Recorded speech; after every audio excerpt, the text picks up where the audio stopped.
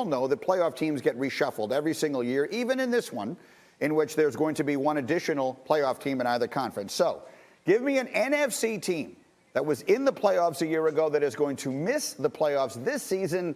I think it's the Saints. I think that Drew Brees meant a lot to that organization, and we're uncertain about the quarterback situation. If they're going to shift this all to a Jameis team, which I think is their best potential option, we'll see what happens. But this team is going to have to be leaning a lot more on their defense than they had in the past. So I'm going with the New Orleans Saints with my boy Dom. Listen, losing Drew Brees isn't just about what he did on Sundays. It's about what he did throughout the week, the ways that he allowed that offense to progress and watch others run it. Also, we've never seen Sean Payton go 16 full without Drew Brees at quarterback. You lose a lot of people because of the cap casualties, and I think that the New Orleans Saints will be rebuilding this year. Damn.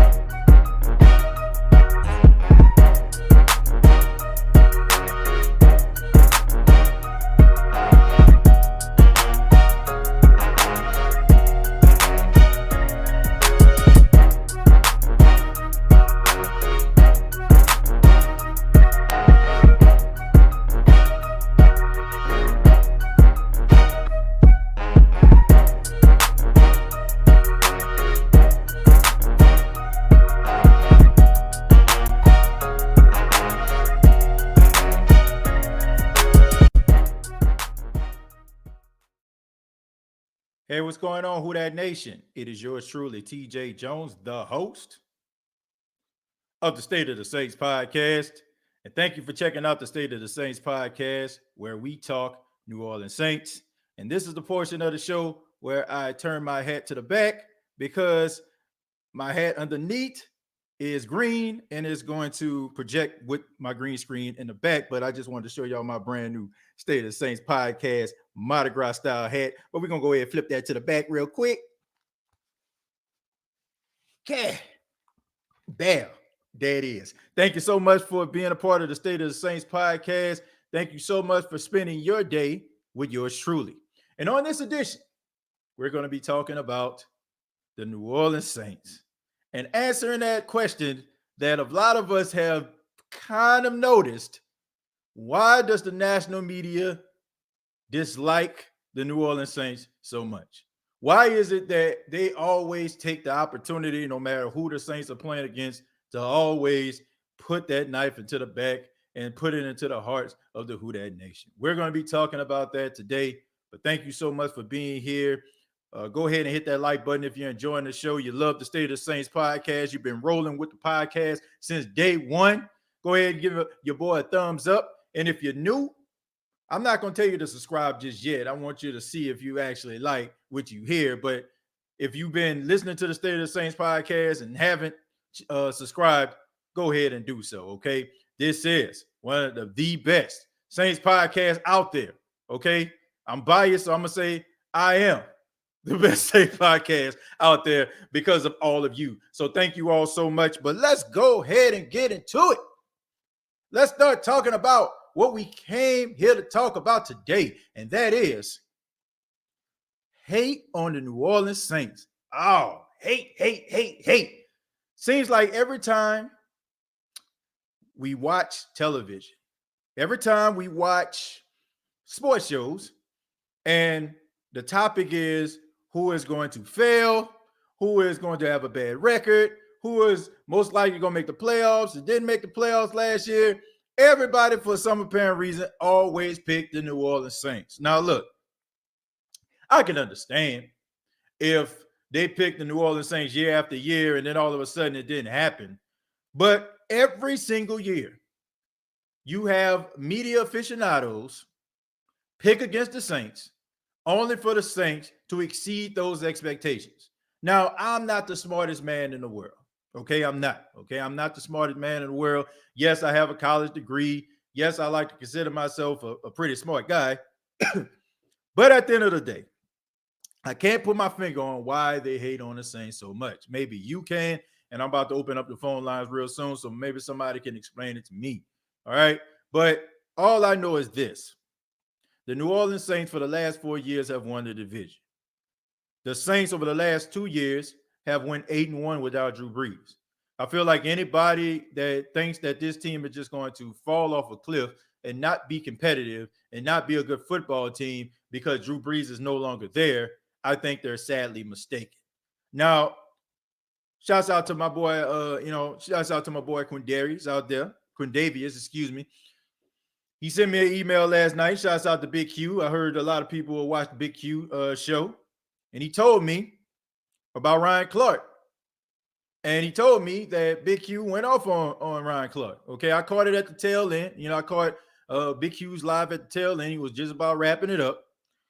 But it's not just Q that's giving me these comments, right? It's several other people talking about Ryan Clark. Ryan Clark. Why does Ryan Clark always got to be hating on the Saints? Ryan Clark, he from Louisiana. Why he got to hate on the Saints? Look, I'm going to just go ahead and say this. Ryan Clark is entitled to his opinion. There's no I'm trying to think of some words I can put this. Ryan Clark has the right to choose whoever he wants to cheer for or believe whatever he wants to believe, even though he is from Louisiana. There is no undying allegiance you're supposed to have to the Saints just because you're from Louisiana. There are some people that are from Louisiana. Hell, there are some people that's from New Orleans that do not like the New Orleans Saints. I can tell you plenty of them. A lot of them are Dallas Cowboy fans. A lot of them are 49ers fans. And they cheer when the Saints lose right there in New Orleans. So I'm not going to hold Ryan Clark's foot to the fire when it comes to that because I understand it. But what I don't understand about Ryan Clark, and you know what I'm saying, I got a lot of respect for the brother. He does an outstanding job, good takes, whatever. He's rising up the ranks of ESPN, justifiably so. But what I don't understand about Ryan Clark is when you prove him wrong and you call him on his wrong stuff, all of a sudden he blocks you. That part I just don't understand. I don't understand it because I actually got blocked by Ryan Clark. That's right. I actually got blocked by Ryan Clark. I think it was right after the Sunday night game where he was on television earlier that week talking about how the Saints were going to lose. And I just asked a simple question: where Ryan Clark at? Like, where you at, bro? Like, where are you? That's all I asked. And for some apparent reason, I got blocked. All right. I'm not mad. It's his Twitter. You can block whoever the hell you want. Fine. But I then, tried to go back and I reached out to him via Instagram and I asked him to be on the show. And this is a true story. This is a true story. I asked Ryan Clark, I said, Ryan, I would like for you to be on the State of Saints podcast. Told him a little bit about the show, told him about some of the people that we actually had on the show. And he basically DM'd me and told me, he said, quote, I don't care about the Saints that much. That is what he told me. He said, I do not care about the Saints that much to be on a podcast that focus primarily on the New Orleans Saints. And, I told him, I said, well, we don't just talk about the Saints. We talk about the NFC South too, like to know what you think, you being a national analyst or whatever like that. But, like he didn't want to, long story short, he was a busy guy, didn't want to talk about the Saints. I told him he does a good job and that was it. So take that for what it is, man. Like, he doesn't, why would he, right? He's from Louisiana, fine. He went to LSU, fine. But he played for the Redskins, played for the Steelers, okay? None of those teams are the Saints. Saints had opportunity to get him. They did not get him. I mean, I don't understand why he would have a undying allegiance. But I will say this, okay? Because this clip does not tell you the entire story. He not only picked the Saints to not make the playoffs, he picked his former team, the Steelers, to not make the playoffs. So, but I guess you can look at it that way. But it's not just Ryan Clark's take, Dominique Foxworth take. It's not so much Shannon Sharp's take or Marcellus Wiley's take. There's a lot of people who pick against the New Orleans Saints, but they choose teams who struggle. And because they got the shiny new toy when it comes to a quarterback or the shiny new toys when it comes to defense, they automatically just pushed them ahead of all those folks. They did it when Tampa first, got together. They just thought that it was just all over for the NFC South. The Saints beat the Tampa Bay Buccaneers in the regular season, lost them in the postseason, but the way they was talking, they was making it seem like the Saints didn't have a chance in hell to beat Tampa. So that's my take on this. Gonna open up the phone lines. Before I do, I want to say thank you to all those people that have become supporters of the State of the Saints podcast via YouTube, via Facebook. If you want to become a supporter of the State of the Saints podcast, you can choose so. You can choose so by going to YouTube and joining, or you can go to facebook.com, search the State of the Saints podcast. And now, if you listen to the State of the Saints podcast on anchorfm.com, you can become a supporter there as well. So shouts out to Anchor and what all they do over there. So if you want to become a supporter of the State of the Saints podcast, you can do so. And shouts out to Jasper, who became a supporter over on Anchor FM. So thank you so much, Jasper. I really do appreciate it. Responded to your email, my friend. I responded to your email, so I don't know if you checked it out. I did it earlier today, but thank you so much for becoming a supporter. T-shirts are on the way, and we got so much more coming up for the State of the Saints podcast. So let's go ahead and get into it. I'm about to go ahead and put the link in the description for people to chime in. But first, I'm going to read some of these comments. Jared Poyer Jr., the OG, says, please, I have a lot of things inside of me that I want to say to the ripoffs, but I'll call in for that. Okay, well, we're gonna be opening up the phone line soon. Big Q went hard on Ryan Clark. They hate us because they think we are too arrogant. I hear this so much for so many people, especially up here in Atlanta. Notice all the teams that stole our poses, and the league hates that. This is the absolute truth. See, the thing about it is the people get mad at New Orleans Saints fans because we have so much pride and love for our team. I guess they want us to feel like Giants fans. Anytime the Giants do something that they fans don't like, all of a sudden they're ripping off jerseys, slamming them to the ground. What's going on here? What the Daniel? What the hell are you doing, Daniel? Like all yelling and stuff like that. My throat kind of dry, so I can't really give my full-fledged New York accent. I can do better than that. I really can. But anyway, they want us to be yelling and screaming and throwing stuff all over the place like they do every time a team don't get a first down or whatever like that. But they have a lot of conditional love in those fan bases. Now, they love their team, but they're always on television. They're always in the limelight. They always get the majority of the time slots when debate shows come on television, like the Cowboys, like the Giants, like the Eagles, like the Steelers, like those teams like that, like the Patriots. And now, like they dominate that, but we don't. But at the same time, our fan base is loud and proud and don't care what the outcome is. We still going to be saying who that the next day. And they are so upset that they can't kill our morale. They're so upset that they can't kill our passion for the team. And regardless to how we feel, you know what I'm saying? We saying who that the very next day and they wondering why, you know what I'm saying? How? Like, it's almost like the guy who gets his behind whooped throughout the entire movie, right? At the end of the movie, he got blood everywhere, his eyes puffed up, but getting knocked out a couple times, but he still keep getting up. And the guy that's knocking him down just wondering, like, where does this guy getting this from? This guy is not human. That's kind of how Saints fans are. Like, yeah, okay, Sunday it happened, we down, you get your little laughs and stuff like that, but at the end of the day, we come right back still talking noise to your team. The same team that beat the Saints that particular Sunday or that Monday. We have a lot of passion on our team, and they're upset that because they can't kill that passion. And at the same time, Saints fans go hard for their squad. If we see somebody that we consider being out of pocket about the Saints, we go on to Twitter, we go on to Facebook or wherever that person is and letting them know about themselves.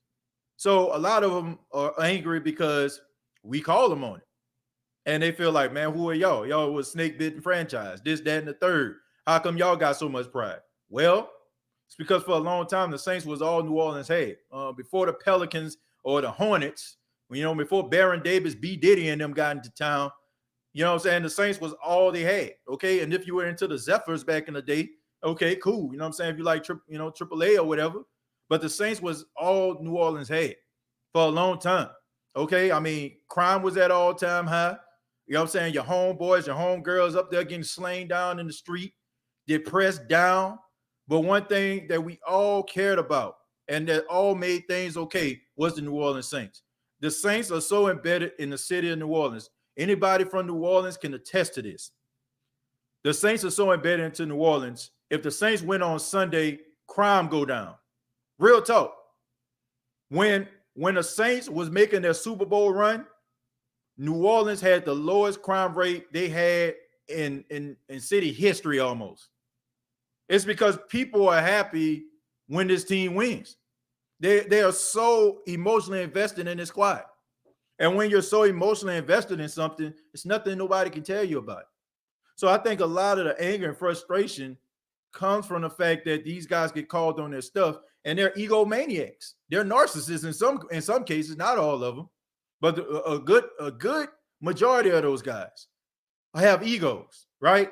And their job is kind of tied on their analysis. So they basically feel like they're getting paid to be right, which isn't the case. You're being paid to tell stories the way that you see them, but you get so invested into it, your ego just becomes the size of Texas and Alaska combined that you can't decipher the fact that, between I gotta be, so I'm just giving my opinion or this is the way it's going to be. And when you get called on being wrong, they don't know how to handle that. So I think a lot of those reasons they get behind that camera, get the mic and start talking, and they want to vent their frustrations because they don't like how the way Saints fans come at them. But I don't care if the Saints got 1 Super Bowl, 8 Super Bowls. The fact of the matter is this. The New Orleans Saints fans are always going to be tied to one another. Win, lose, or draw. Rather they 1-16, rather they 3-14, rather they 8-9, rather they go undefeated, or rather they win 12, 13 games. The energy and the love and the passion for the New Orleans Saints will always be embedded inside of the hearts of the Who Dat Nation. I ain't talking about them fake fans, right? The fans that they start becoming fans around week 9 when the Saints make a run. I'm talking about Saints fans that have been Saints fans when the Saints were at their lowest. Not some of you 20-year-olds. Y'all let y'all slide. Y'all wasn't old enough to understand it. But I'm talking about people my age that watched the New Orleans Saints screw up, be terrible for years, but still was ready for the next year to get your heart broken again. You can't kill that, man. It's just some things you just can't kill. But let's go ahead and answer a few more questions, then we'll go ahead and open up the chat lines. They hate us because they ain't us. The Saints are the wave. Yet national media themselves are arrogant when it comes to Tom Brady. Exactly. For those that just following in, I'll just go ahead and let y'all see what I was talking about here. This is a comment. This was a comment that was made on Get Up by Dominique Foxworth and Ryan Clark. Check it out. We all know that playoff teams get reshuffled every single year, even in this one, in which there's going to be one additional playoff team in either conference. So give me an NFC team that was in the playoffs a year ago that is going to miss the playoffs this season.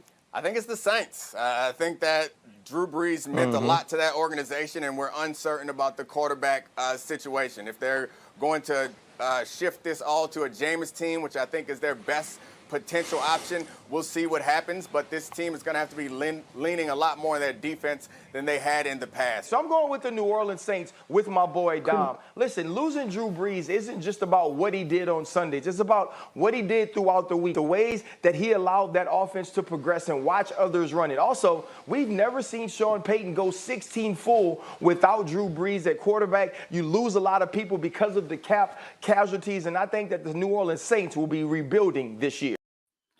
Oh, so as you can see, man, that was Dominique Foxworth, and that was also Ryan Clark. So that's what they had to say about it. The link is down in the description. I'm going to take a few calls. I know a lot of people ready to chime in, ready to talk about this situation. But I'm going to go ahead, and we're going to start with Who Dat Davis. What's going on, Aaron? How you doing, man? Yo, what's good, TJ? Look, this isn't something that I can just take just sitting down, right? Mm-hmm. Especially coming from Ryan Clark. Right. What he just said, right? talk about losing a lot of people because of cap casualty. Right. Let's look at who they lost, right? They lost in terms of starters. Let's look at who they lost in terms of starters. The only significant one so far in defense is Malcolm Brown and Jack Rabbit Janoris Jenkins. Other than that, let's look at who they lost. They've lost Sheldon Rankins, who can't stay healthy. They've lost – who else did they lost? They lost Justin Hardy, Emmanuel Sanders, Justin Hardy. They've lost I guess Jared Cook. They lost Jared Cook. They lost Josh Hill. They've lost a couple of secondary depth pieces like DJ Swearinger. Right. They've nearly lost Dwayne Washington, but he's back. Alex Anzalone. They lost Angelone, but you can't really call that one a loss. You can't call that one a loss. I mean, he contributed not so much last season, but he was a contributor. Yeah, in 2017 season. I'm just throwing him out there. Yeah. But the fact of what I'm trying to get here is Ryan Clark's talking about all these guys, these Saints lost, we're going to be rebuilding. Right. Where is the rebuilding at? I'm trying to figure out where the rebuilding process is starting because they've lost mainly depth pieces. Okay, you've lost Malcolm Brown, right? Guess what? Hello, Malcolm Roach, a great run stuffer, a very underrated guy coming out of the University of Texas. You've lost Janoris Jenkins. Hello, Paulson Adebo. That was regarded as a number one corner if he was to declare for the 2020 NFL draft. You've lost DJ Swearinger. You've got key pieces back there, and Marcus Williams coming back hungry. You got Malcolm Jenkins still back there leading the secondary. You've lost Emmanuel Sanders. Hello, you got Marquez Callaway, had a really good season that nobody expected out of an undrafted free agent. Nobody expected him to so much as make the roster, let alone be as impactful in the Saints offense as he was. When when a undrafted rookie like Marquez Callaway can earn the trust of Drew Brees within 3 or 4 weeks of him being a consistent playmaker, being a consistent starter for the offense, what does that really say? Right. What does that really say? And you've got Traquan Smith still playing outside, who I believe his potential could really be unlocked under a livelier arm in Jameis Winston. We all know what Sean Payton can do when he's utilizing his quarterbacks to the best of their ability. He puts his guys in position to succeed. So I don't know where Ryan Clark is getting off that the Saints are rebuilding, but you lost me there. Now, the former take with being a potential miss of playoffs because of the question is at the quarterback position. Okay, honestly, that's fair. Okay, that's fair because no matter how hyped we are for Jameis Winston, I want everybody in the chat to hear this. As much as we want Jameis Winston to succeed, right? That is a fair question we have to keep in mind. We have to make sure we temper that expectation when we see how we look post Drew Brees era, because we may be 8-1, maybe we may be 11-1 total without Drew Brees being under center. But this is going to be a new era, a new 17-game season that the New Orleans Saints are going to be faced with. So can they replicate that instead of just trying to keep their heads above water until number 9 comes back under center? So that's a fair take. I'm not gonna scrutinize against that. Right. But I do believe he's going to be fine in his offense. Right. But Ryan Clark, I don't know, man. He lost a little bit of my respect and credibility with that take. It sounded more like he was just, But to go back to your main topic on why the media wants the Saints to fail, it's just there's one reason. There's only one reason that I can think of. The Saints are a highlight. The Saints are an efficient team. What I mean by that is, let's look at Baltimore and with Lamar. Let's look at Kansas City with Patrick Mahomes. Let's look at the buzz Tampa Bay have right now because of Tom Brady and the accomplishments he's had over his career in New England. These teams, right? And now it's coming in, right? If you're still kind of new to the NFL, let's go back to this past draft. The quarterbacks: Justin Fields, Trevor Lawrence, Zach Wilson. These quarterbacks are getting a lot of buzz for teams. The Jets are getting coverage. The Chicago Bears are being talked about. Trey Lance going to San Francisco. They're being talked about. These guys are highlight reel players. The Saints don't really have highlight reel players at the quarterback position. They don't have nobody that really stands out to you. You're like, wow, this is really amazing. How did they do that? No, they're efficient. They get the job done. They get in and they get right back out. Right. That's been the Saints mantra for the past decade, Right. since 2013. Since 2013.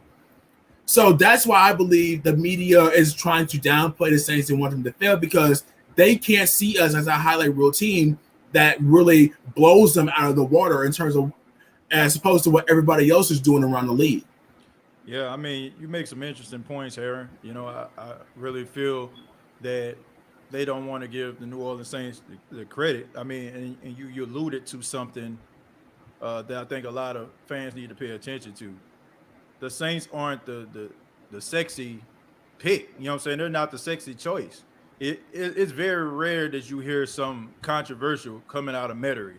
You don't hear it. Like, you don't hear about guys really getting into it or anything like that. Like Michael Thomas, that was a little bit of an anomaly.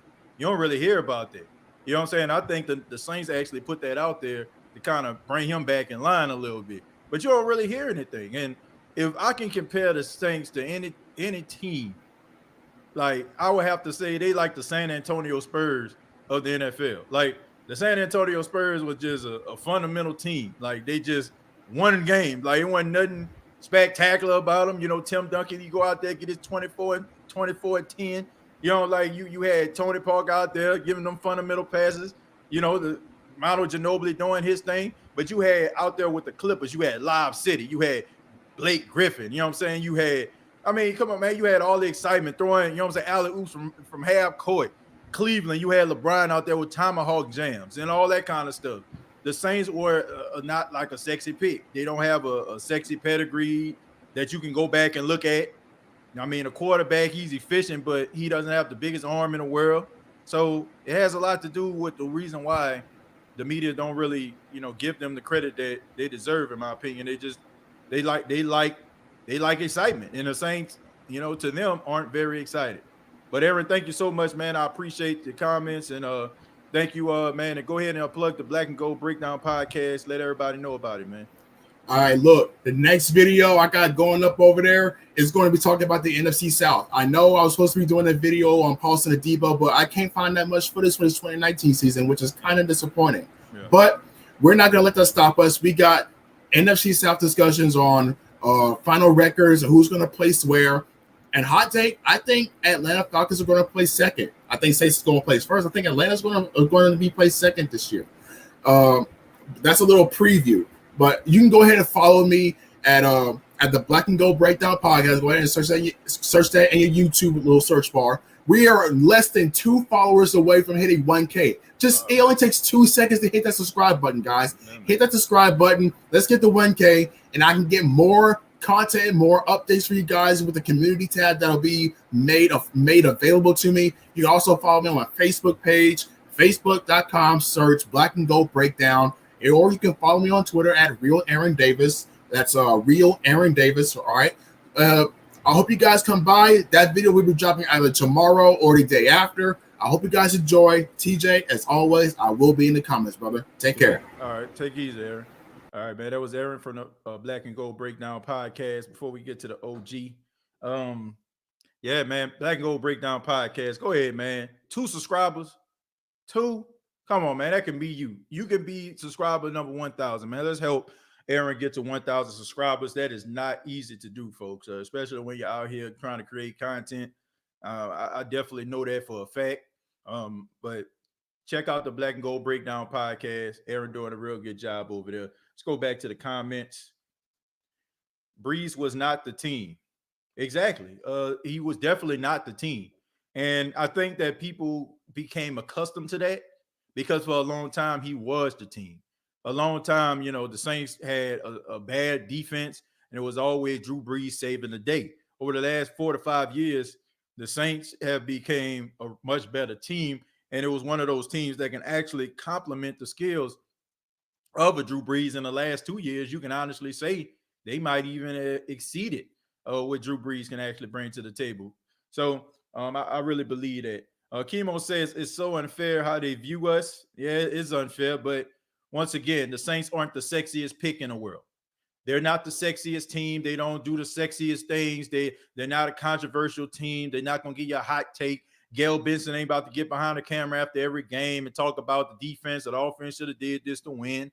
You're not going to have distinction between quarterback and coach. You're not going to have a player just come out there talk about how unhappy he is.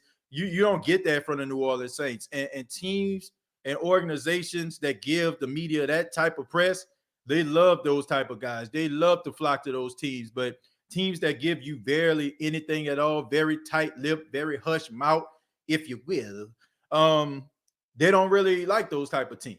They don't. You know, like, so that's just what it is. If you want to donate to the State of the Saints podcast, go ahead and hit that super chat button. Also, you can donate through Cash App as well. Thank you all so much for making the show run, keeping them lights on, the lights, water, and the phone. But let's go ahead. We're gonna go to Quinn. Quinn, what's going on? What's down, bro? What's going on, man? Quinn always coming through with the heat, Mr. Honesty himself, man. What's going on, man? See, for one, when it comes to Ryan Clark, I feel like he just one of them people that just mad because they ain't draft him. Just like old dude from the Falcons, the linebacker, what his name? Jones, I think, whatever his name. Yeah, was. Deion Jones. He just like them. Like he probably just mad we ain't take him. Mm-hmm. That's his thing. And two, I think we got to realize. I think it's really a good thing that they doing. I think it's remarkable what they doing because we're becoming must-see football. If you really think about what's going on, look at how the schedule has been going for the last 3 years. Look at our schedule. We've been on prime more than ever. You know what I'm saying? Yeah, so I think what they doing is they bringing more attention to the Saints. They're not. Right. I don't think it's necessarily a bad thing. You get what I mean? Mm-hmm. I think I don't either. You know, I don't think it's a bad thing. Me personally, I just feel like they just kind of setting up storylines for a team that has all those primetime games. Yeah, because just like we all just saying, it's really not true. We all must see football. Technically, you could think about it. You could just think about last year. Look what we was doing. Like, you can't tell me the games we was having, you not about to be just looking on the edge of your seat or in front of the TV waiting on something to happen. Like, that's must see. That's football right there. When we play football, it's actually a football game in a sense where it's like you don't never know what can happen, bro. Them folks could do something at any time, man. You know what I'm saying? They could turn the whole game around. Yep. We got like y'all like we got to think about it, bro. We got Kamara, bro. That man alone is must see. He gonna do something. Yep. Just like last year when we went against Green Bay, what he did. We almost won that game. And remember what he did with that little catch he did. He ran all the way up there to the end zone.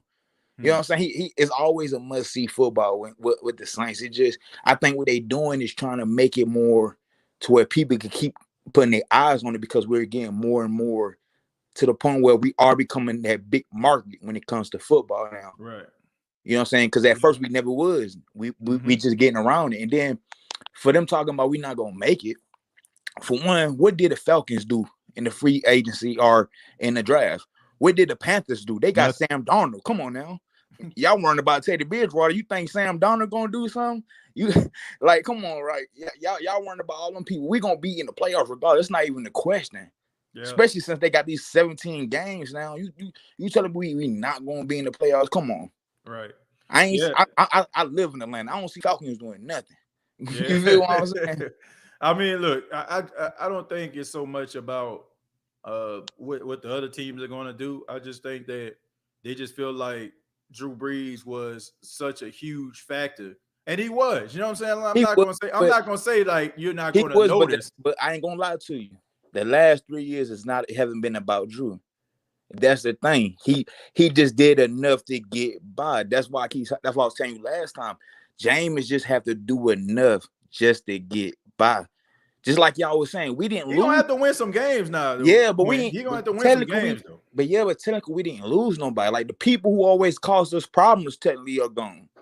Right. Like y'all talking about Janoris Jenkins. He most of the time he the one getting caught on. We like, bro. You know what I'm saying? I mean that is gonna be a big loss in my opinion, though. I mean, you think so? Yeah. Yeah.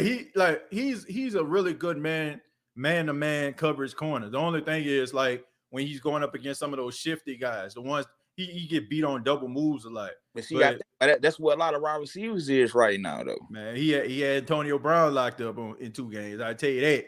I When mean, last time Antonio Brown been efficient like that though? Like when last time he went crazy like he used to? Like he started coming on now. He came yeah, on. He came on get football team. Came on get the Falcons. Had 2 touchdowns. Man, he was out there doing his thing. I ain't gonna poo on him like that now. I think the new rookie, bro. I think he gonna do his Oh business. yeah. I think he gonna actually handle his business, and I think the way we got that little defensive coordinator, bro. I think we gonna be good. I ain't gonna lie to you. I think we good, bro. I don't see us falling. We still got a good O line. Mm-hmm. We still got like the best. We still got the best wide receiver right now in the NFL, technically. Right. You know what I'm saying? We got the best running back, all around running back. Right. So it's like all you have to do is let Jameis do what he do, fill it out. Because, bro, people don't realize, bro, all you need is 5 yards every play and we good. We don't even need all that extra, John. Just get 5 yards, bro. Get closer and closer. Right. You know what I'm saying? Yeah. I believe in him. Then y'all was talking about Emmanuel Sanders. He really didn't do as much last year. You know what I'm saying? But I feel like the little what's dude from last year who went crazy? The little short one, the kick return dude. Deontay Harris. That boy, I ain't gonna lie. I think he gonna be dangerous. I think that's a sleeper. I think so too. I think he gonna be our true sleeper. Yeah, I think he is too, Quinn. But thank you so much for your comment, man. Appreciate your intake, and man, always call back, man. Feel free to do so, bro. I got you, brother. All right, take it easy. Yeah, man, it's a good point. Deontay Harris. He has a quarterback now that can kind of play into his strengths, getting behind the defense, catch some of those deep balls. Extremely shifty, a game changer. Just the only issue I have with Deontay Harris is he's so small, man. He's just always susceptible to getting hurt. Ronald Armstrong says, hey, TJ, do you think the Saints defense will regress this year with core guys like Jordan Davis and Jenkins getting older, not having the interior depth like we used to in our secondary? That's a good question, Ronald. Look, Father Time is undefeated. I think that guys are not going to be what they once were. I think anybody asking for that every single year, I feel like they're kind of asking for too much if you're asking it from the same person. Cam Jordan was getting double teamed a lot, and even though he normally would get double teamed throughout the years, you notice that he wasn't able to break through and get to the quarterback as much. But at the same time, other guys were eating as well. So if teams start looking at, oh, we got to guard this other guy over here because Cam might be kind of, getting up there, like he can come through and probably make some plays. Those are very powerful guys on that side of football. And once you start to get older, you start to slow down a little bit. Maybe you're probably a tick late, but there's one thing that you can always count on are your instincts and your ability to read certain offenses if you're a defensive player. And those type of things put you in position to succeed. It's one of the reasons why guys like Ray Lewis, even though he was getting older, was able to play as long as he did because he was able to dissect some of the offenses and put himself in positions to make the tackle, to get to the quarterback, to tackle the running back. So guys start to get older, they get a little bit wiser, they start to understand schemes and offenses a little bit better, and that plays to their strengths versus a young guy who is probably out there just making it based on athleticism, right? Once you start slowing down, it's almost like, if you have 5 senses, if you lose one of those senses, the other ones get heightened because you have to count on those other senses in order for you to, make things happen. I feel like the same way with the team. So I think those guys will be just fine. Jerry, what's going on, man? How you doing? What's going on, TJ Jones, the host? Yes, sir. Of the State of the Saints podcast. How you doing, brother? Man, I'm doing just fine, man. Thank you so much for being on the live, man. Seeing you down in the chat, say you had some things they need to get off your chest. So go ahead and yes, floor, I do. Man. Yes, I do, TJ. I have a lot on my chest to get on. But first and foremost, shout out to everybody that's in the chat. Who that to everybody? I hope everybody is doing well today and all this week. Know that the OG loves each and every one of y'all. And there's absolutely nothing you can do about it. Want to set the tone right there for that. Mm-hmm. But before I get to these questions, I just want to say this. Screw the media, screw the Succaneers, screw the punk ass Panthers, and screw the Falcons. I just want to lay that right there. But I got a question, TJ, and I'm glad you brought up a point, and also shout out to Who Dat Davis I check out his podcast too. So he already know I'm already there for him. And shout out to the last caller, Quinn, giving some thoughts on that. But my saying is this, TJ. The reason why this media is so skeptical and so stupid and so dumb, always talking down on the New Orleans Saints, because they are completely jealous of us. All of them. I don't care if it's First Take. I don't care if it's Get Up. I don't care if it's First Things First. I don't care what it is. These are some straight up 100% clowns right now. Wow. Especially Ryan Clark's dumbass. No. Because that dude is just a straight up hater, and Dominic Foxworth is a straight up gremlin too, man. And for those that saw Big Q's channel last night, y'all know what I'm talking about, because he went straight off on Foxworth and Clark, especially Clark, because he from Louisiana. Yeah. And you mean to tell me he's a straight up 100% Saints hater? Knock it off. Come on. Seriously? Yeah, I mean, come on, man. I mean, bro, come on. I'm at a loss for words. I really don't. I really don't know what to. I really don't know what to say. The only thing I can say is this. I guess everybody's entitled to their opinion, but I think, Jerry, if I didn't take communications in some of these classes, I think I probably would not understand. But I get it. I know what they're doing. Like, I know you probably watch wrestling. You probably remember Eric Bischoff. He wrote a book called Yes, Controversy Creates Cash. That was the name of the book. Yep. And he talked about how controversy, how you put controversial situations on television and everybody flock to it. Hot takes are the thing, right? That's what kind of differentiate like shows like mine from like other shows. I've noticed that a lot of podcasters, what they try to do is they try to give the hottest take or go against the grain or turn heel, if you will, in order for them to try to generate buzz. A lot of people do that, and I ain't gonna lie to you, they become extremely successful because it's almost like a car crash that you can't turn away from. So a lot of them, they try to come up with these hot takes in order for them to try to generate buzz and attention. And in some cases, they're successful. Look what we're talking about right now. We're talking about takes that they had on Get Up, right? So how many barbershop conversations are had right now talking about what these two guys have said? So in that regard, they are successful. But I will say this, man. You know, what does a man profit if he gains the whole world and loses soul? Okay.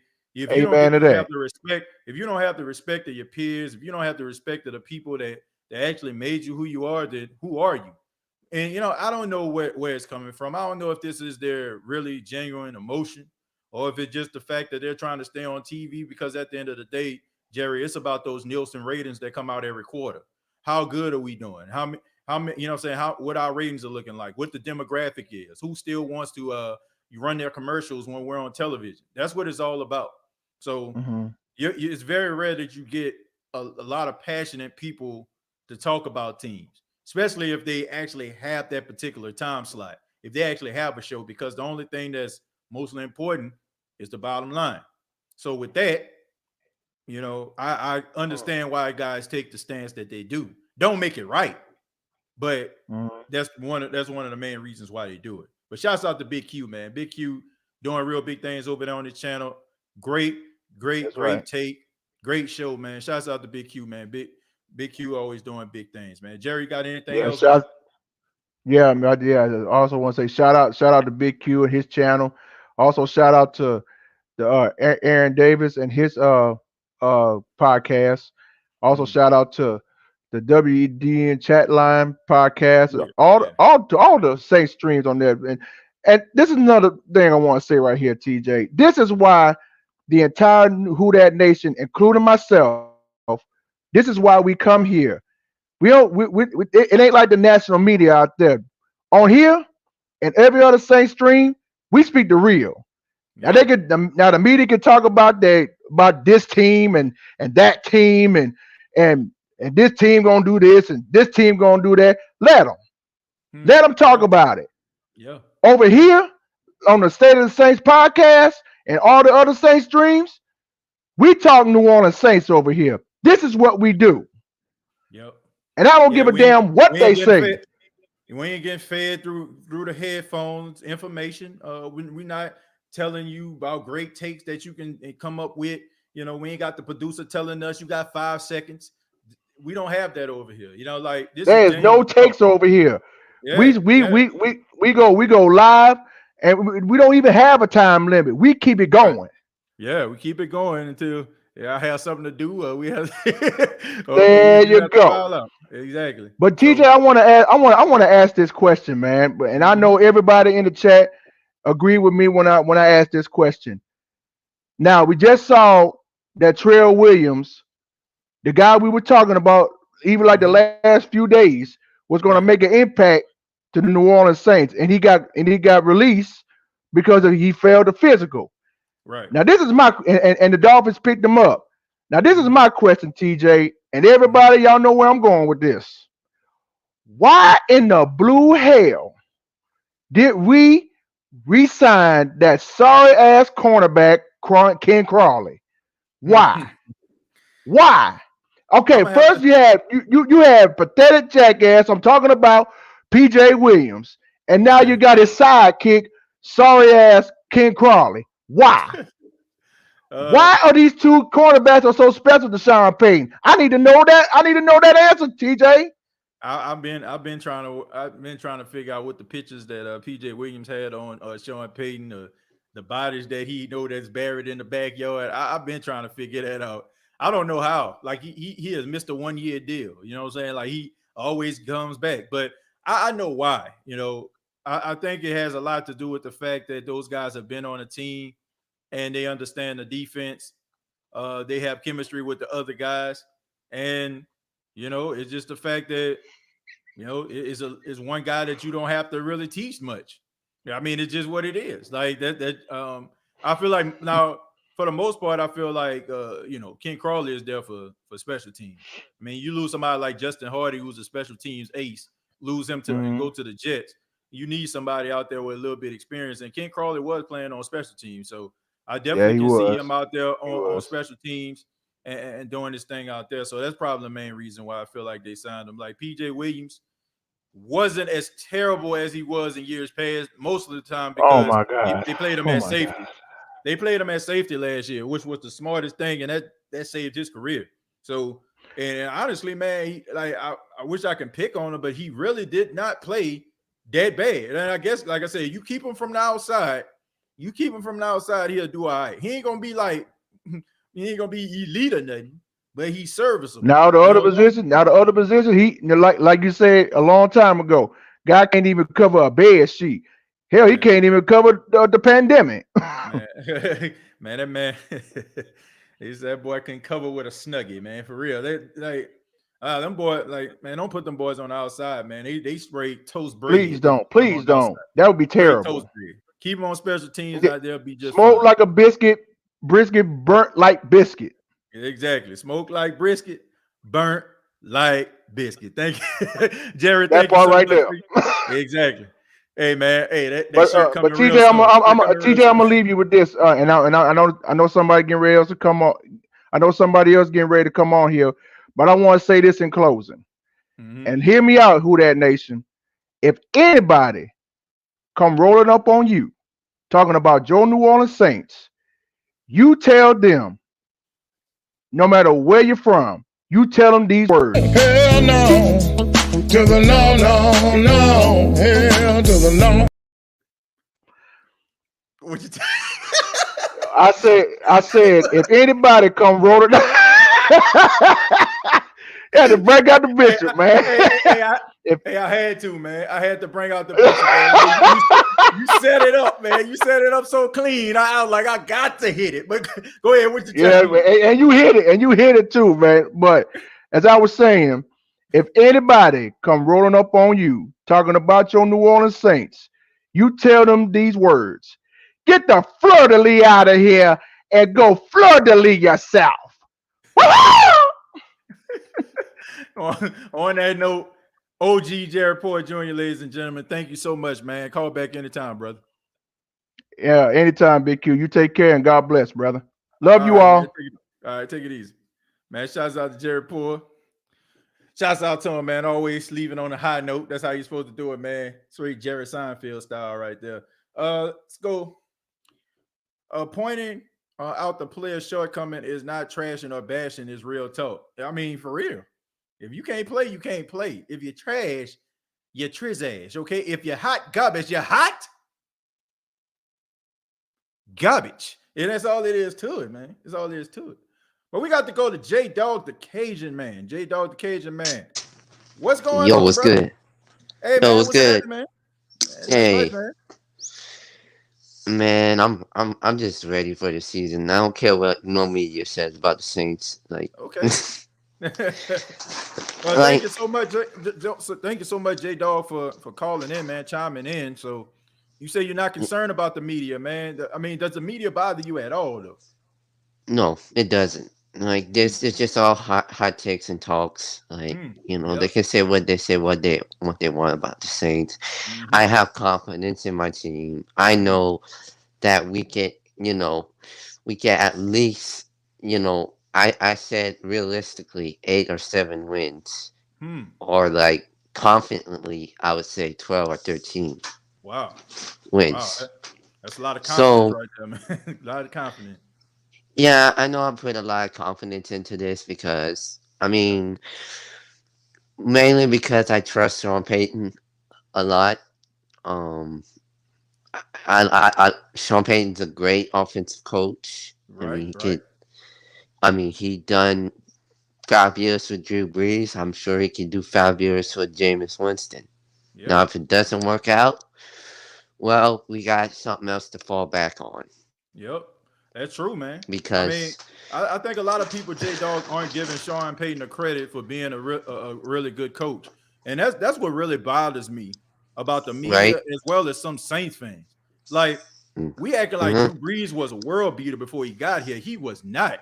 Okay, I Nope. mean this was a guy who was getting benched. This was a guy who was out here. People didn't think he had what it takes. Dude, he got he like they took a freaking quarterback Phillip in Rivers, yeah, Phil Rivers. Like when Drew Brees came to New Orleans, like you know, Miami didn't want him because of his shoulder injury, but right. like his first year he balled out. Second Mm-hmm. year balled out.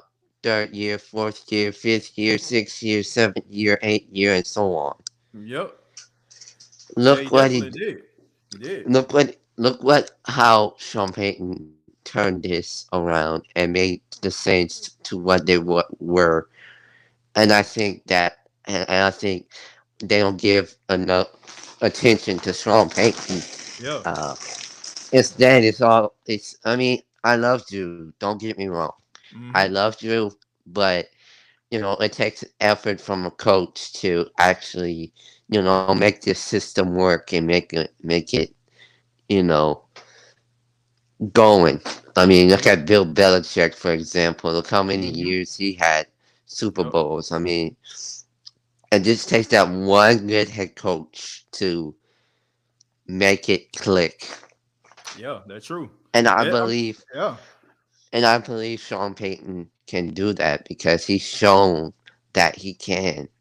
You know, and Yeah. I think many people don't don't realize how good of a coach he is and Mm-hmm. just brush it off as like it's the Drew Brees show. It's all about Drew Brees. But I mean, Hey, kudos you to need. Sean Payton.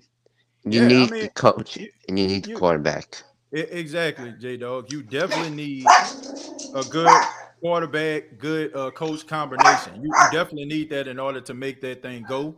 And I mean, I look think at that Tom people just need to Brady. give them credit. Yeah. For example, look at Tom Brady and Bill Belichick of how they well meshed. You know, Right. Yeah. You need um, that. You need that quarterback in the order for you to make chemistry. it You make it go. need the And you need that coach. Yeah. you need that chemistry to make it work. Yeah. No doubt about that. Yeah, but J Dog, Thank man, thank you so much for your take, man. I appreciate it. Call back anytime, man. All right, Oh take it man, easy. thank you. All right, Peace. no problem. Peace, man. Man, shouts out to J Dog, man. Good take.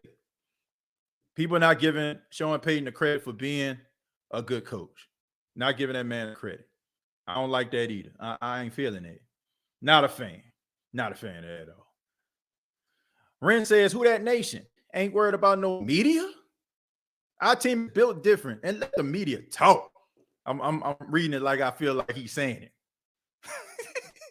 The media, our team is built different. And let the media talk. I play with what we got. They talking, we gonna be fine who that nation. Man, don't worry about that. Shouts out to Ren, man. Shout out. Did the ad lib right there. Took me back to college when I was acting. I ain't never read the script the way that it looked.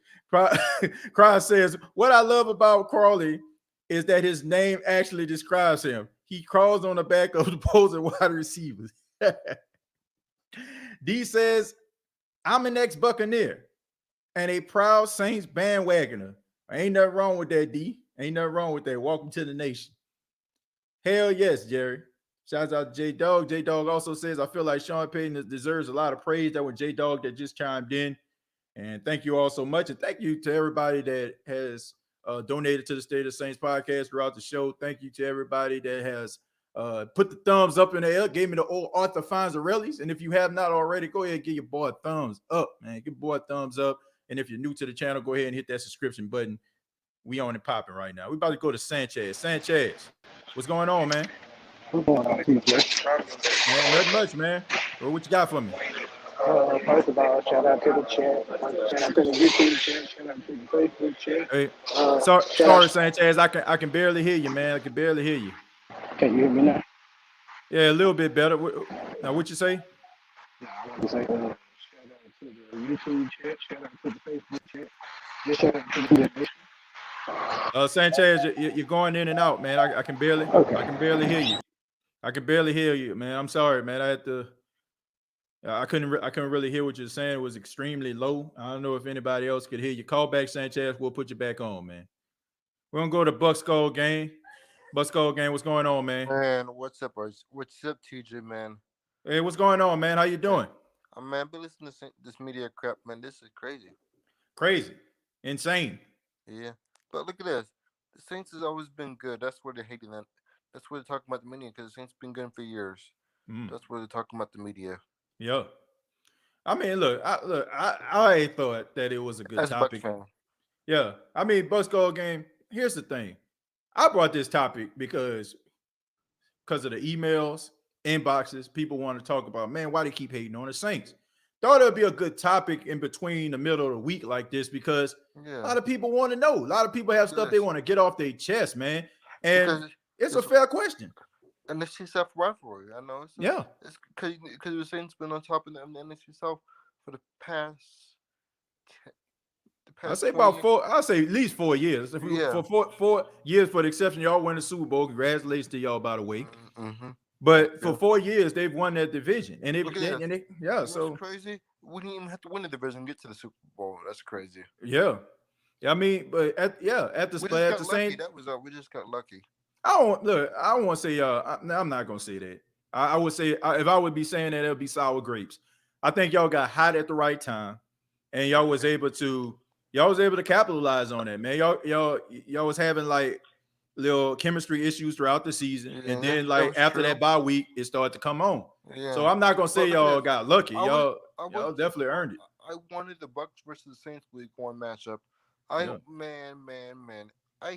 How about what do you think of the schedule, man? What do you think of the schedule? I think the schedule looks pretty good. You guys go to Green Bay Week 1? We play Green Bay in a Superdome Week 1. We don't have to go to Lambeau. But I think as far as your team is concerned for Week 1, I think it's mostly about a little media circus. I mean, you got the Cowboys, the media darlings, and then you got Tom Brady, Tampa Bay Buccaneers. I mean, that's a match made in heaven. Do you think we can win on opening night? Or are you gonna give it to the Cowboys? What do you think was gonna happen? I don't know, man. It should be an interesting game. I don't know. Cowboys, they got Dak back. I'm glad to see him back. from injury, man. That was a horrible injury. Are you gonna stream opening nights? Huh? Are you gonna stream opening nights? Yeah, I'm definitely gonna stream opening night. Definitely gonna stream opening night. We're gonna talk about it. We're gonna chop it up. We're gonna give our takes. Definitely gonna do that, man. So here's this, man. I got one more thing before I get off. What do you think, man? Honestly, I really think this, man. I don't think the Falcons will get the second, be number 2 in the division. Yeah. What someone said earlier in the chat. I think it's gonna be the Bucks and Saints fight for the division. I don't think the Falcons there yet. I don't think Carolina's there yet either. Yeah. Well, I mean, it should. I think that both teams are going to be pretty good. I think that the second year with the Tampa Bay Buccaneers, you might see a little bit more chemistry early, but with the early chemistry, that might set it up for a little bit of a setback. We have Mm-hmm. an early bye week this year. We have an early bye week. Right. Y'all didn't have one since I think it was like till like week 13 last season or something like that. It was like really, really late. But you got chemistry for us. Yeah. Week 9. Yeah. You got chemistry on your side. Yeah. You got chemistry on your side, but like when you start off early with that chemistry, man, you got to keep it. You got to maintain I got a it. question for you. Yeah, Do you think we're gonna have a Super Bowl hangover? Do you think we're gonna have a good year? What do you think? We think we're gonna have a hangover, Super Bowl hangover? I don't think it's gonna be a Super Bowl hangover, but I do feel like y'all are gonna get every team's best shot. I feel like a lot of teams didn't really buy into y'all last season, and I feel like now you got everybody's attention. So you're going to have to really fight, scratch, and claw to maintain that success. It's a lot of easy games. I'm not worried about those easy games. Yeah.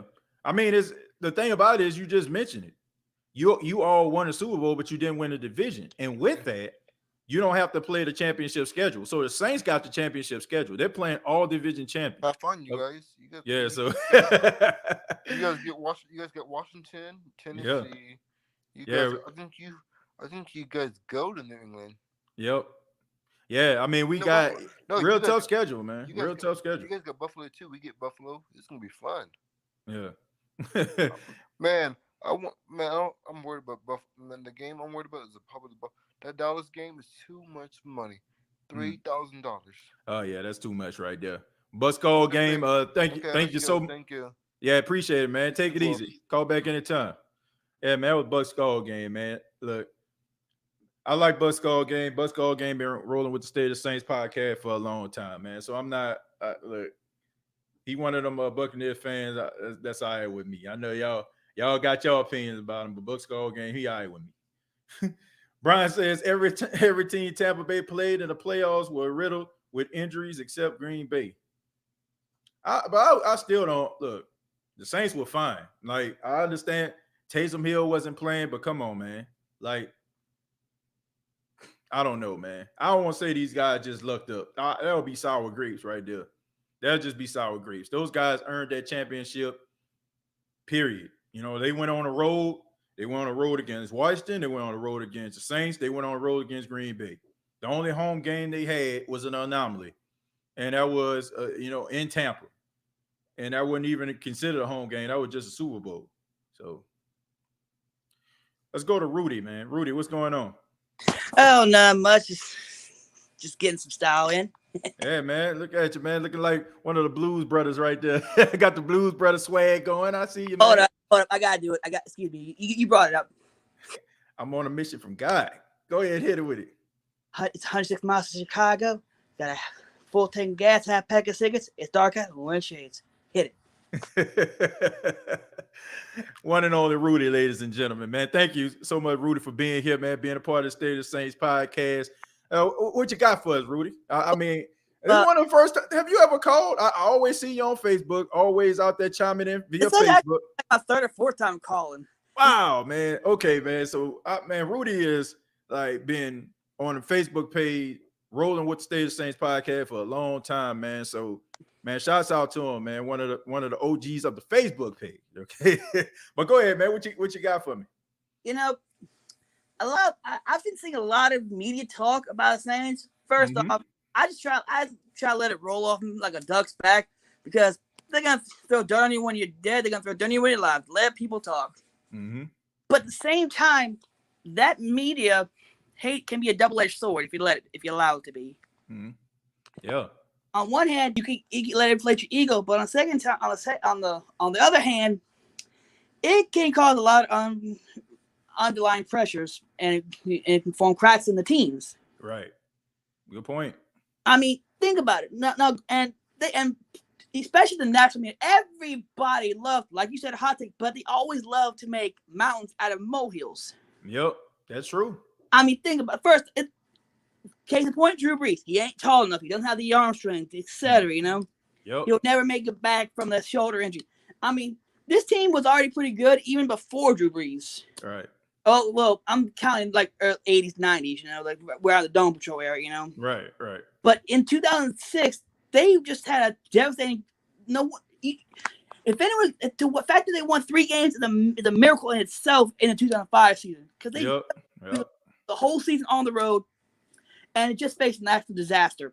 Mm-hmm. All the pieces were there. They just need someone to basically act as a catalyst to help drive us forward to victory. Yep. And Drew Brees was that catalyst. Mm-hmm. Yeah, he definitely was. You know, the thing about it is what the media actually does on top of like giving hot takes, they they create storylines, right? You think it's a coincidence? I'm talking to everybody as well as you, Rudy. You think it's a coincidence that the Tampa Bay Buccaneers are going to Gillette Stadium to take on the New England Patriots on Sunday night, and in that particular game, no, there's a strong possibility that Tom Brady at that particular time will pass Drew Brees to be the all-time leading passer. You don't think the analytics team has something to do with that? You don't think that the media team has something to do with that? It's storylines. That's what they want. It's storylines. Further, I'm gonna say Roger Goodell had something to do with that. Absolutely. Roger Goodell has hated us since day one. and I mean, first off, and plus, him, to be honest, if Drew Brees ever retires, Brady would have come to the Saints, and I would have loved that. First off, because I want to see how he does without Belichick, and that awesome defense he created. Right. And secondly. Plus, I feel like it had to be lead because I felt like toward the last few years of his career in Pittsburgh and the Patriots, that relationship is starting to go. I've seen seeds of dissent and distrust, and basically this has gone sour real quick. Right. The fact that he came down to the South, the toughest, if not one of the toughest, if not the toughest divisions in the NFL. True. He basically gave a big old FU to Belichick. Yep.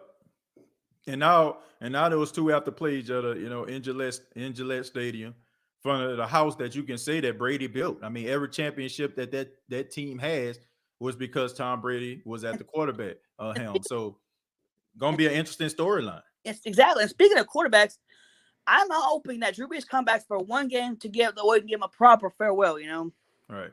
That's my thing. But now, where was I at? Sorry, my brain just. But yeah. And speaking of national hate, you ever notice how every time the Saints do good, they try to find something wrong with it? You know, right? That bounty gate was fabricated from whole cloth. Right. To be honest, forgive me, but maybe it's just how I was raised. I was raised the old school. I tell it like it is, 100% pure, unadulterated honesty. Right. I mean, you got to keep it real, man. Rudy, I appreciate the call, man. Thank you so much, and call back anytime, man. Hey, no problem, DJ. All right. Who that? Who that? Shouts out to Rudy, man. Blues Brothers outfit on. Only thing I was thinking about when he was talking was, I'm on a mission from God. Some of y'all know what I'm talking about. Some of my older folks know what I'm talking about when I say that. It's gonna be the last call, man, of the show. Going with Sanchez. Sanchez, what's going on, man? Thank you so much for calling back. Couldn't hear you the first time. I apologize. Man, can y'all hear me now? A little bit muffled, but yeah, go ahead, man. Okay, real quick. I just want to say, I first came into the chat when at the end of you and Aaron conversation, and I heard you bring up the San Antonio Spurs. I gotta agree and disagree real quick. I agree. The Spurs were never the sexiest pick. You know, they were never everybody's favorite pick to win it all. You know what I'm saying? They was quote unquote boring. It wasn't flashy. But with that being said, when it came to the media, if they was winning as much as the Spurs, as much as the Saints were winning these past 3-4 years, the media put respect on their name. The media always put respect on the Spurs name. But I also have to say the Saints didn't do themselves no favors, especially with these past 3-4 years. I feel like the media knows that we're a serious contender, but they look at us.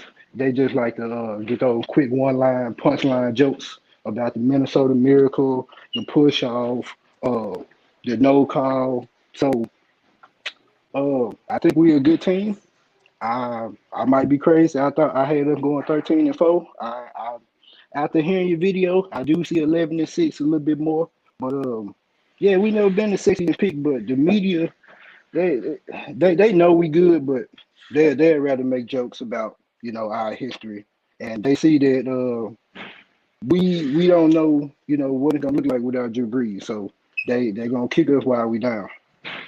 Yeah, it's pretty easy, and to them right now is low hanging fruit. And I mean, I can understand what you're saying about the Spurs example, but I will say this, okay?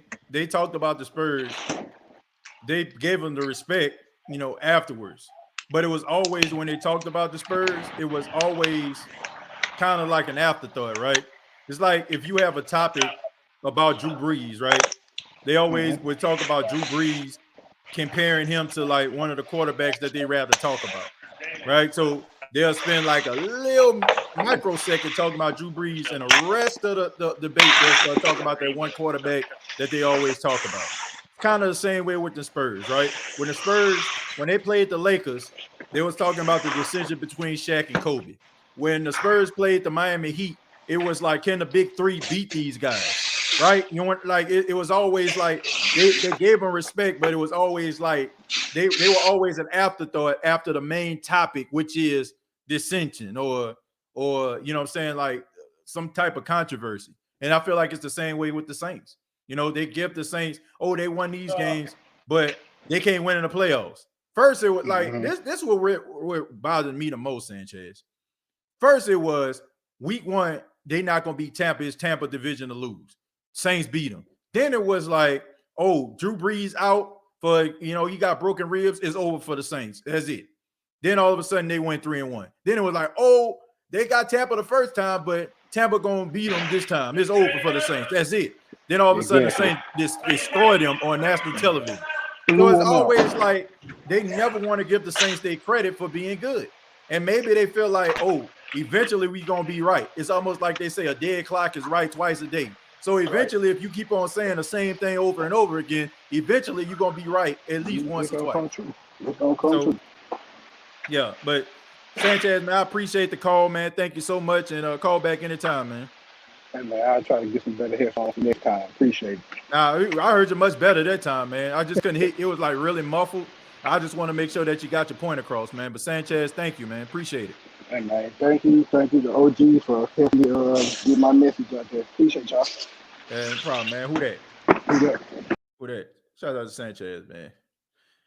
Also, thank you for the $5. Says salute that, man. I salute you as well, my brother. Thank you so much for the $5 right there, man. Thank you so much. Thank y'all for keeping the lights, water, and the phone on here. ENT, my ninja. Thank you very much for the $3. Says Winston was shocked. All of our haters in the media. I hope so. They have a right. They have a right to believe what they want to believe, but we have a right to call them on their BS when they just seems like they just nitpicking. TJ, the saxophone player in the Blues Brothers, is the bomb. Nothing like a good suit. Yeah, man, that's true, man. Hope you had them Farrakamos on too, man. Farrakamo. They cost $300. Looking sharp, Rudy. Rudy, man, getting a large pop from the chat. Let's see. Let's read one more. What's up, swag fans? Yeah, man, a lot of swag fans out here. State of the Swag podcast available right now on YouTube. Y'all follow that channel if you're into Southwestern Athletic Conference, HBCU football. I'm a proud graduate of the Jackson State University. That's right, Jackson State. All my JSU alumni stand up. All the people that represent the swag graduated from the HBCU. Go ahead and put that thumbs up in the chat for all my You know, I know Eugene. I know he repping Southern University. I know a lot of people be repping HBCUs, man. The State of the Swag podcast available right now. Next month, man. Hey, got a big interview lined up. Got a big interview lined up for the State of the Swag. I'm gonna just leave it at that. I'm just gonna say it's a legend. It's a legend. It's a legend. It's a pioneer coming through next month. State of Saints, State of Swag podcast. Excuse me. Legend coming through. It's gonna be available on the State of the Saints, of course. Big interviews like that gotta be put on both platforms. But big interview, big interview, big interview. James says Southern University is in the building. Yeah, man. Look, want to thank everybody for checking out the State of the Saints podcast. Thank y'all so much. Really do appreciate it. I'm gonna try to get a show on tomorrow, man. If some of y'all may know, tomorrow is Paxton's birthday, man. My little man, the Pac-Man, who has been featured in more than 80 State of the Saints podcast episodes, will be turning 2 tomorrow, man. I cannot believe that my son is about to be 2 years old, man. Some of y'all like had opportunity to watch him grow, so y'all know what I'm talking about, man. My man's about to be 2 years old, so I might do a show tomorrow. Might have some time. Might be doing a little bit of ripping and running, man. Trying to get his stuff, together for a little something we throwing at the house. But I'm gonna try to make sure that if I don't, I'll let you all know. But thank you all so much for checking out the State of the Saints podcast. Previous episodes available on iTunes, Spotify, iHeartRadio. If you enjoyed the State of the Saints podcast, you enjoyed the content, go ahead and put a thumbs up. Let everybody know how much you enjoyed the show. Subscribe to the channel, youtube.com, search The State of the Saints podcast. Also, facebook.com, search The State of the Saints podcast. You can check out Anchor FM if you want to become a supporter on any of those platforms, whether it's Anchor FM, Facebook, YouTube. Become a supporter of the State of the Saints podcast. You get exclusive content. You get exclusive episodes of the State of the Saints podcast. You get your hands on all interviews first. I'm no longer, unfortunately, I have to do this because I want to do some editing. I'm no longer going to go live with the interviews anymore, okay? All interviews are going to be recorded, and those that are members and supporters of the State of the Saints podcast will get those interviews first, before anybody else does, okay? So you get exclusive content, you get the exclusives, you get discounts on apparel and all type of other items. So please become a supporter of the State of the Saints podcast and get your hands on some of that exclusive content. Thank you all so much once again. And like always, all I got to say is